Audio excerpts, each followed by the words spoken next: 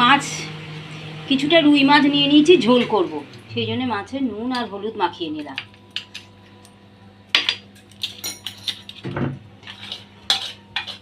কিছুটা নুন হলুদ দিয়ে মাছটা মাখিয়ে নিলাম।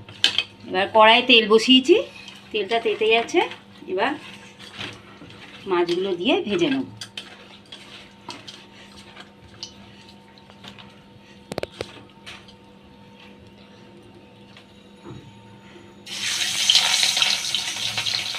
মাছগুলো দিয়ে কিছুটা কিছুটা করে নিয়ে ভেজে নেব, 3টে করে দিয়ে ভাজবো।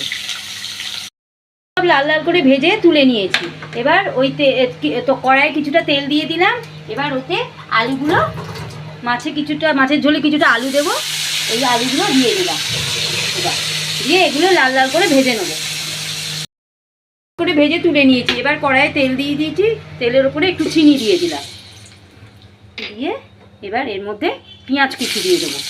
চিনিটা একটু লাল লাল হয়ে গেলে পেঁয়াজ কুচি দিয়ে দিলাম।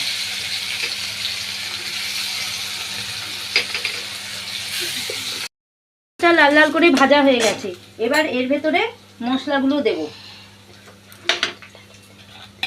1 চামচ লবণ দিয়ে দিলাম,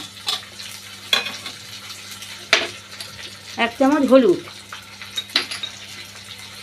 আদা বাটা দিয়ে দিলাম, 1 ইঞ্চি করেছি সেটা দিয়ে দিলাম,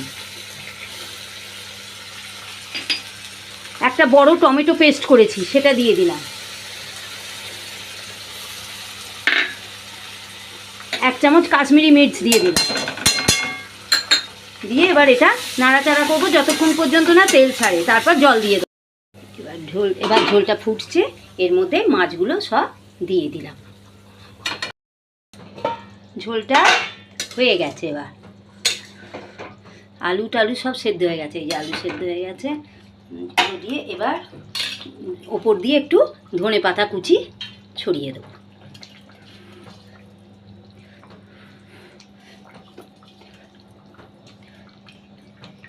ধনে পাতা কুচি ছড়িয়ে এবারে মাঝখানে একটু ফোড়নে কালো জিরে ফোড়ন দিয়েছিলাম, ওইটা দেখানো হয়নি, সেটা আমি মুখে ওই জন্য বলে দিলাম। ওই তেলেতে পেঁয়াজ দেওয়ার আগে একটু কালো জিরে ফোড়ন দিয়ে দিতে হবে, দিয়ে পেঁয়াজ দিতে হবে, চিনি দিয়ে পেঁয়াজটা দিতে হবে। আমার এই মাছের ঝোলের রেসিপিটা যদি আপনাদের ভালো লেগে থাকে তাহলে আমার চ্যানেলটাকে দয়া করে সাবস্ক্রাইব করবেন আর লাইক শেয়ার কমেন্ট করার অনুরোধ থাকবে। তৈরি হয়ে গেল পাতলা রুই মাছের ঝোল।